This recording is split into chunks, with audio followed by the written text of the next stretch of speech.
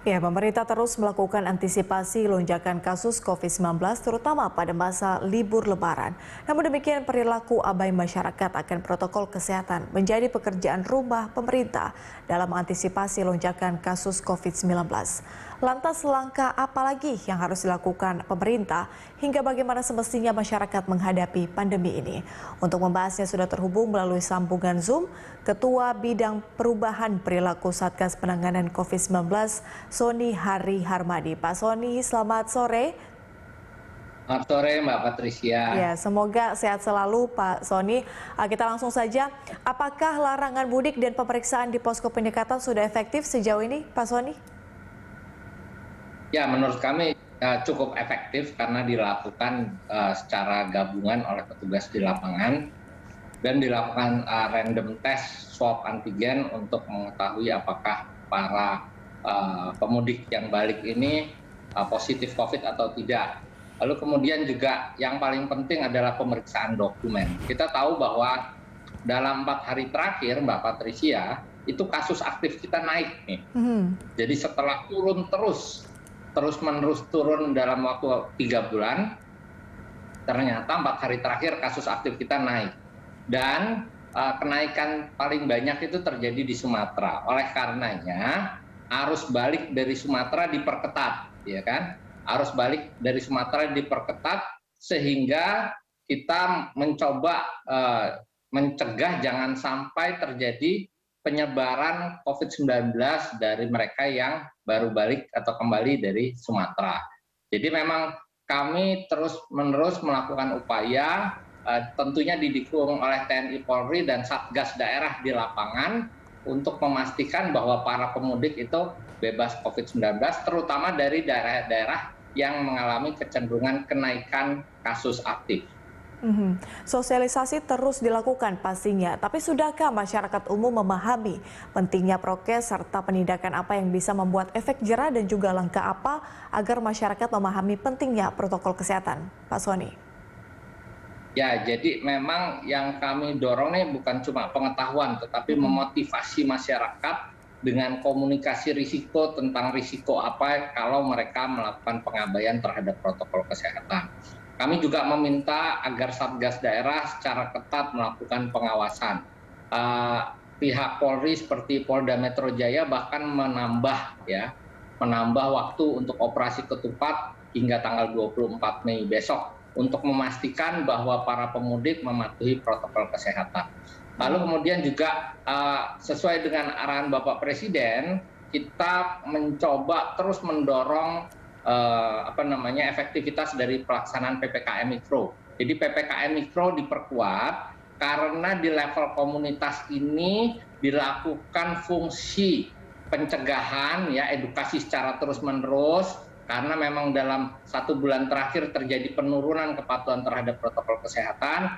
Yang kedua juga ada surveillance secara aktif, pengawasan terhadap mereka yang baru melakukan aktivitas mudik atau pernah melakukan kerumunan, sehingga mereka dilakukan tes dan kemudian juga masyarakat secara aktif untuk mengawasi apakah mereka yang memang harus melakukan karantina atau isolasi karena baru bepergian tadi itu menjalankan dengan baik atau tidak. Jadi memang PPKM Mikro ini menjadi sangat krusial, sangat penting untuk melakukan deteksi dini kemungkinan terjadinya penyebaran COVID-19 di level komunitas terkecil dari mulai RT, RW, dan desa kelurahan, juga melakukan upaya-upaya untuk pencegahan agar masyarakat patuh protokol kesehatan. Jadi PPKM Mikro yang dilakukan penguatan atau diperkuat itu jadi seperti apa konsepnya Pak Sony? PPKM Mikro itu kan sebetulnya di situ di level desa kita melakukan sistem zonasi. Jadi intinya ada 4 fungsi Mbak Patricia. PPKM Mikro itu menjalankan fungsi pencegahan, yaitu sosialisasi, edukasi, dan memfasilitasi agar masyarakat patuh 3M, memakai masker, menjaga jarak, jangan berkerumun, serta mencuci tangan pakai sabun. Yang kedua, menjalankan fungsi penanganan kesehatan. Kalau ada mereka yang memiliki gejala atau memiliki risiko tinggi tertular akibat habis melakukan mobilitas atau perjalanan, harus dites. ya. Kemudian mereka yang memiliki gejala harus kemudian dirujuk ke rumah sakit terujukan atau harus menjalani isolasi mandiri. Itu dilakukan di level mikro, di level komunitas. Lalu kemudian fungsi yang ketiga adalah fungsi pembinaan, memberikan sanksi bagi mereka yang tidak melaksanakan protokol kesehatan atau melanggar kesepakatan yang ada di desa tersebut. Dan yang keempat, fungsi pendukung dalam bentuk mendukung mereka yang harus menjalani isolasi, ya, kemudian mendukung kebutuhan logistiknya, lalu pendataan mobilitas orang keluar dan masuk, dan seterusnya. Jadi dengan 4 fungsi tadi, ini kan seperti dari, oleh, dan untuk masyarakat. Masyarakat di level komunitas RT, RW, desa, dan kelurahan tidak lagi menjadi objek, tetapi menjadi subjek. Karena pengawasan dilakukan oleh komunitas itu sendiri. Nah, ini menjadi sangat penting, apalagi mereka kan yang tahu siapa yang baru pulang dari mudik, siapa yang kemarin melakukan kerumunan, siapa yang memiliki gejala. Kalau satu RT ada lebih dari 5 rumah, atau 5 rumah saja, yang terkonfirmasi positif, RT tersebut harus menjalani lockdown. Ya, jadi ini namanya disebut sebagai micro lockdown. Lockdown tidak di level kabupaten kota yang besar, tapi di level RT, sehingga tidak mengganggu aktivitas secara keseluruhan. Oke, Pak Sony, efek dari mudik atau mungkin libur Lebaran, bisa kita katakan libur panjang ya, beberapa waktu yang lalu kan kita akan lihat efeknya itu kurang lebih sekitar 2 minggu. Kita akan lihat bagaimana pergerakan kasus COVID-19 di Indonesia seperti itu. Melihat dari sekian banyak yang sudah terkonfirmasi positif COVID-19, tadi laporan dari rekan kami Anggita di lapangan bahwa sejauh ini sudah ada 400 yang didapati positif COVID-19 bagi pemudik, seperti itu. Nah, ini penanganannya, antisipasinya seperti apa Pak Sony? Baik itu dari sisi penyediaan kapasitas rumah sakit, mungkin atau penyediaan layanan kesehatan lainnya.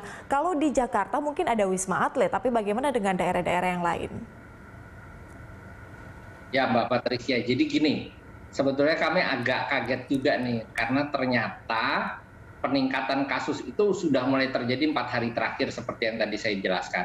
Sejak tanggal 19 Mei, kasus aktif kita naik dari yang tadinya turun terus menjadi naik. Dan per hari ini kalau dibanding 4 hari lalu, itu tambahan kasus aktif, ya itu udah lebih dari sekitar 4 ribuan. Jadi kalau 4 hari lalu itu kasus aktif di Indonesia sekitar 87.500, kasus aktif kita per hari ini sekitar 91.200, nambah 4 ribuan.